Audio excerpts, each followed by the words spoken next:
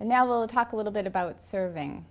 Just as in pouring, there's a variety of containers, utensils, and different types of foods that are presented to a child.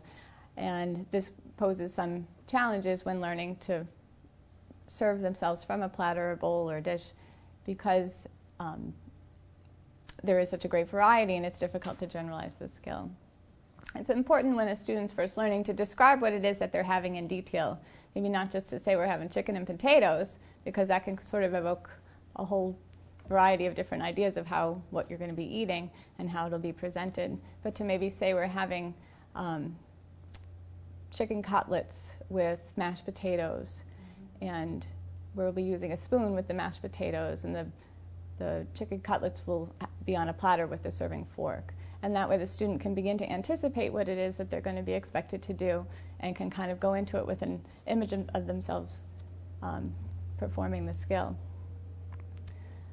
The easiest skill, I think, is to serve from a bowl with a spoon. And sometimes it's easier if you're just going to have a student learn one thing or serve themselves one item to do something that will be successful for them, to use the spoon and a bowl to serve themselves, say, peas or corn niblets, which is something that's fairly easy and successful for them to do.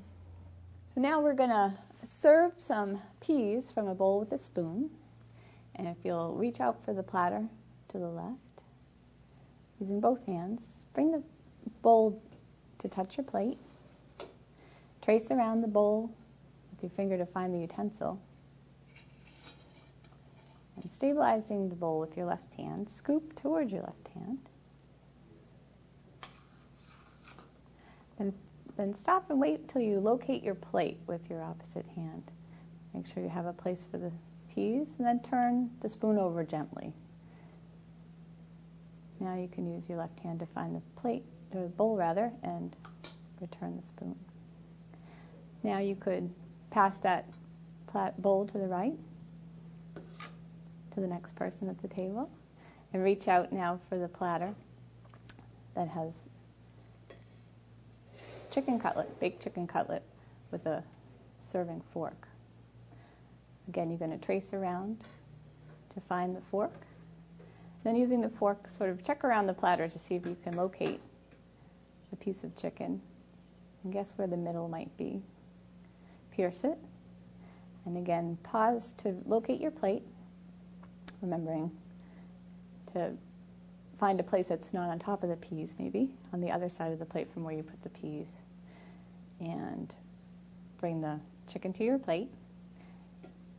And if it doesn't come off of the fork easily, you can use your own clean utensil that hasn't been used yet to encourage it off.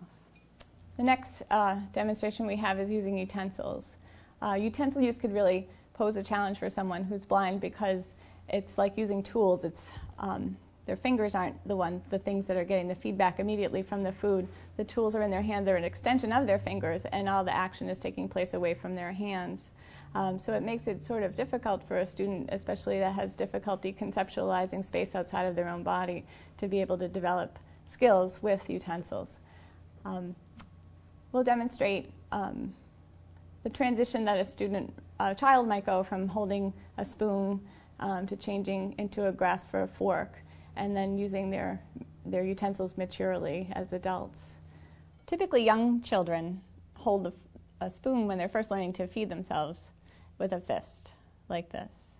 And that doesn't offer them a lot of control over the utensil, just enough to get whatever's in their bowl, usually a sticky sort of food, onto the spoon and into their mouth. As their hands begin to develop more fine motor control, the control in their fingers, you'll see that they tend to hold the spoon more with their fingers than with their fist. And this is with a grasp in this way, they can sort of manipulate the spoon a little bit more in a more controlled way, so that they can get different types of food off of their plate. Now, this might be a good time to introduce a fork, because a fork requires a more distal grip, but with the palm turned up, to be able to pierce foods effectively and to be able to locate things on their plate. There are several different adaptations to utensils that can help encourage this development if it's a student that's having some delays in their development. When a student is first using a spoon, they could use a wider grip spoon and maybe a spoon that has a bit of an angle to it to help them keep the spoon going in the right direction. And maybe with a fork, as they're learning the fork, something with a larger grip to help them balance the fork in their hand more easily so that they can manipulate it with their fingers. You could also make customized forks, customized grips on your fork so that a student has kind of a map for where to put their fingers. And then for students, when they're first starting to use a fork to be more successful in piercing, they can use something like a spork so that they can locate the foods, pierce it, and then also scoop to make sure they get something on their plate so it doesn't get frustrating. All of these utensils can be found at any rehabilitation equipment company or medical supply company many times. One that we like to use is Salmon's Preston.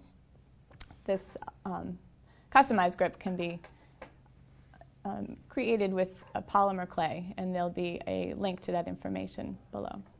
Another important skill for neat eating is to be able to use your knife as some sort of an assist to get the food onto the fork so that you don't end up chasing the food around the plate or knocking the food off the plate or using your fingers. So to demonstrate this, we'll hold the knife against the edge of the plate, the side of the plate opposite to where you're scooping, and scoop into the knife to help keep the food onto the utensil. Now, you could also put the knife closer to your body.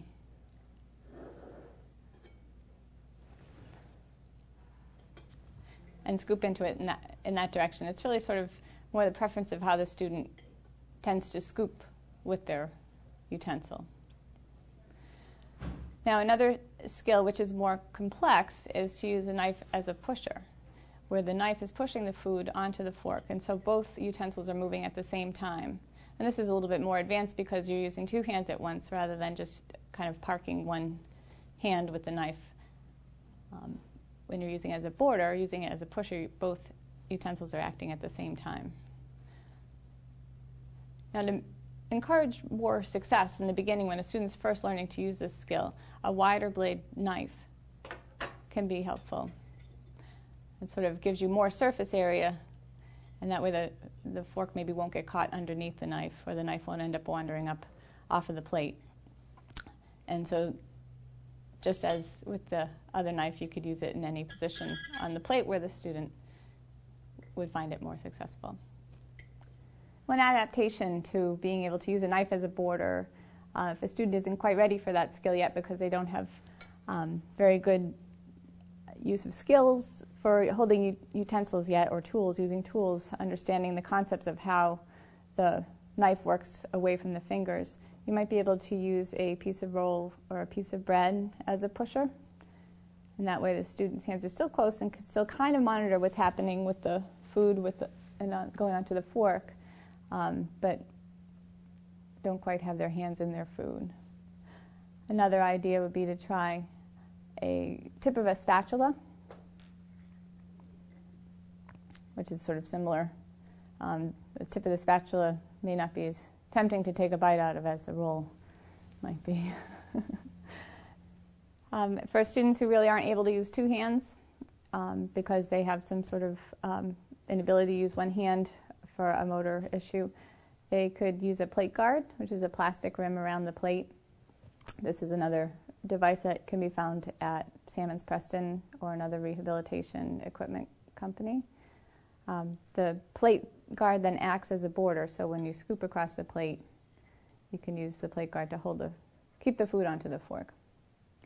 Now, sometimes you might want to try to do this, use a plate guard when we're first introducing the idea of using a knife as a border, because some students can't tolerate holding the knife throughout the entire meal, or aren't very successful with it right in the beginning, so we want to make sure that they do actually get something onto their fork, even if the knife isn't working for them.